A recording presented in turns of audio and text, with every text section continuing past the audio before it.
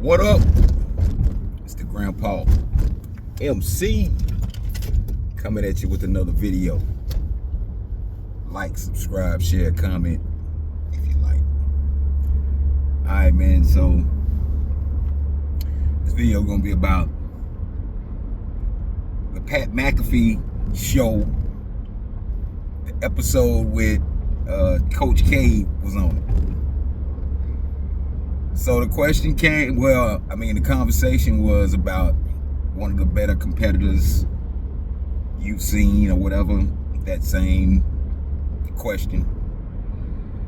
So he put Coach K, put Mike up there, and he put Kobe up there, put Magic up there, Kareem, so on and so forth. So Pat McAfee, like the middle child in the family, was LeBron, and then Coach K, like a wise grandpa, would like, he's appeasing him. If you have to mention a great, when the great supposedly supposed to be the greatest, maybe he ain't the greatest. Man, like, I was gonna make a video about when LeBron dived for the ball. I think that might have been one of the first times in his career where he dived after the ball, and then afterwards he came back and was talking about Mike didn't have this type of hustle. BS.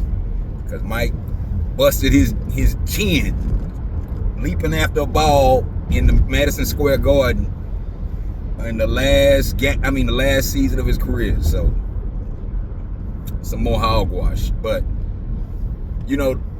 this had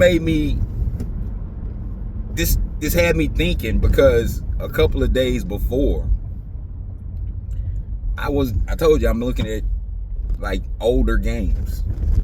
So this one day I just decided to look at game 1 of the Cleveland San Antonio series in 2007 when the Cavaliers made it. And I was taken aback about how passive LeBron was in that game. I don't think he touched the ball in the first 5 minutes of the game, maybe. I mean, if he did, it was a quick, pass off. But like, he was very passive in that game 1. Very passive. Had his shot blocked a few times. Looked out of sorts. And I think I may be wrong. I'm probably wrong, because I can't remember all the games. But that series might have started the what's the word I'm looking for? The handling with kid gloves with LeBron.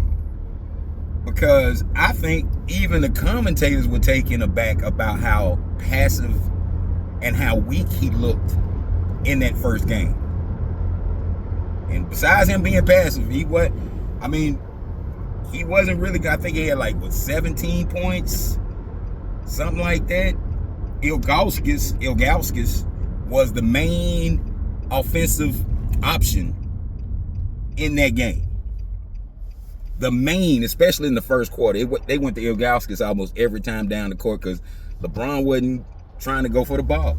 They had Larry Hughes bringing the ball up, which was another thing that, people. But the commentators, especially Mark Jackson was making excuses, like talking about how he's young and this, that, and the other. That's where a lot of that stuff came from. But again, the surprise, the way the commentators sounded was surprising to me, because I think they were even taken aback about how passive he was and how he looked. So now we in year 23, and Now he's, winding down supposedly. But the thing, the attitude and the mentality is still the same. And I saw a game with them, and they were playing the Rockets, if I'm not mistaken. And Luka and Austin Reeves has basically